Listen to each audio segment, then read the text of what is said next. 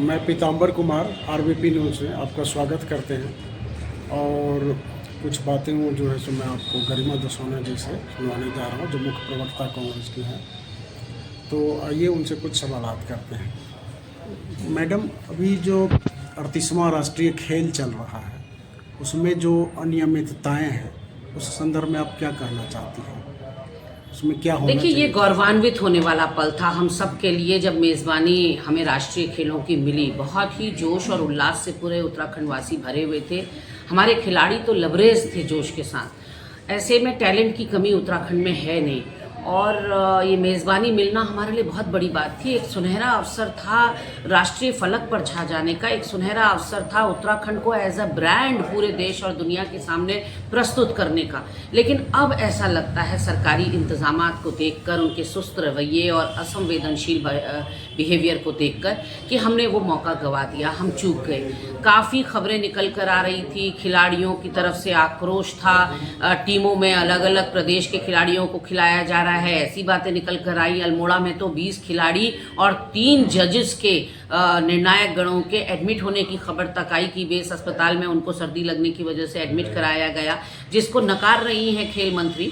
लेकिन सत्यता यही है कि उद्घाटन से लेकर आज तक उसमें बहुत अव्यवस्थाएं हैं। उद्घाटन में तो छुट्टी कराई गई तमाम स्कूलों की, उसके बावजूद भी लगातार जो है जाम की स्थिति लोगों को झेलनी पड़ी। और तो और जो कलाकार वहाँ प्रस्तुति देने के लिए बुलाए गए थे, उनको सुरक्षा नहीं मुहैया कराई गई। हमारे लोकप्रिय कलाकार जुबिन नौटियाल जब प्रस्तुति दे रहे थे तो दर्शक सारे स्टेज पर चढ़ गए, भागम भाग और की स्थिति वहाँ पर स्टैम्पीड की स्थिति बन गई। उसके अलावा सुना जा रहा है कि पवनदीप ने तो प्रस्तुति ही नहीं दी और मुखिया ने हमारे प्रदेश के ये तक कहा कि जो अव्यवस्थाएं यहाँ उद्घाटन में देखने को मिल रही हैं, ये हल्द्वानी में जब समापन होगा तब देखने को ना मिले, ऐसा वो ताकीद करके गए। लेकिन अब जो है ताइक्वांडो में मैच फिक्सिंग की बात सामने आ रही है कि ताइक्वांडो में गोल्ड मेडल भी बिका, सिल्वर भी बिका और ब्रॉन्ज भी बिका।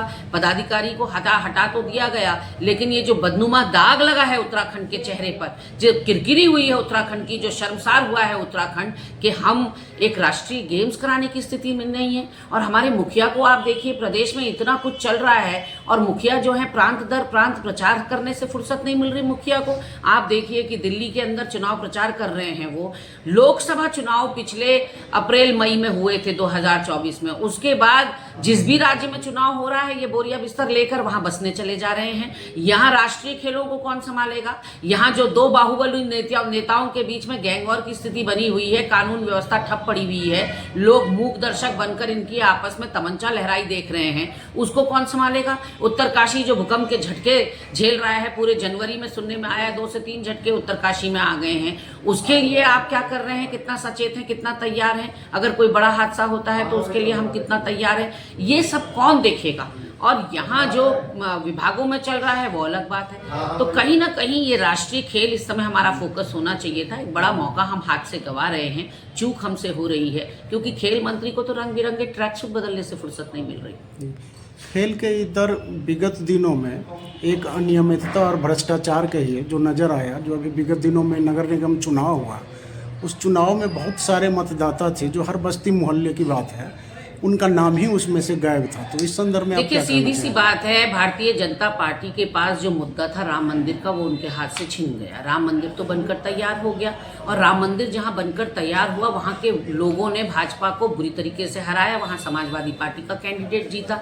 तो इसका मतलब ये समझ चुके हैं कि अब बहुत दिनों तक ये कांट की हांडी बार बार नहीं चढ़ा पाएंगे, ये हिंदुत्व कार्ड नहीं खेल पाएंगे। इसलिए इन्होंने प्लान बी सोचा है। प्लान बी यही है कि आप सोचिए, महाराष्ट्र में लोकसभा चुनाव होते हैं अप्रैल और मई के महीने में, और अक्टूबर नवंबर के महीने में वहाँ होते हैं विधानसभा चुनाव।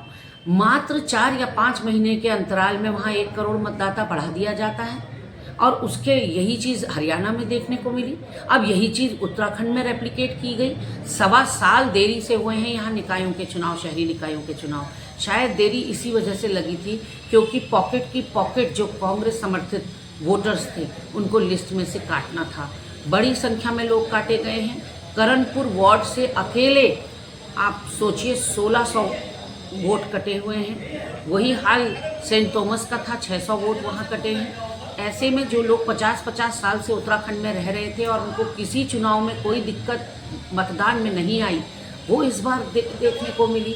तो ये निर्वाचन आयोग की भूल थी या एक सोची समझी रणनीति या षड्यंत्र, ये अब मंथन का विषय है कि कहीं ना कहीं ये जानबूझकर कराया गया।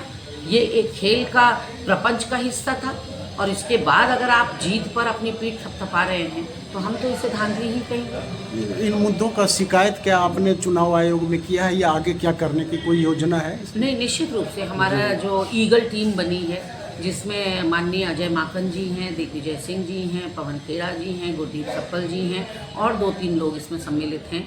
माननीय राष्ट्रीय अध्यक्ष मल्लिकार्जुन खड़गे जी ने त्वरित प्रभाव से एक टीम बनाई है जिसको ईगल का नाम दिया गया है। ये एनफोर्स करवाएंगे, सारी लीगलिटीज़ को देखेंगे। उसमें से एक प्रमुख बिंदु हमारा ये वोटर लिस्ट में से मतदाताओं का गायब होना और मतदाताओं को उनके मौलिक अधिकार से वंचित रखना है। Thank you. ये थी गरिमा जी।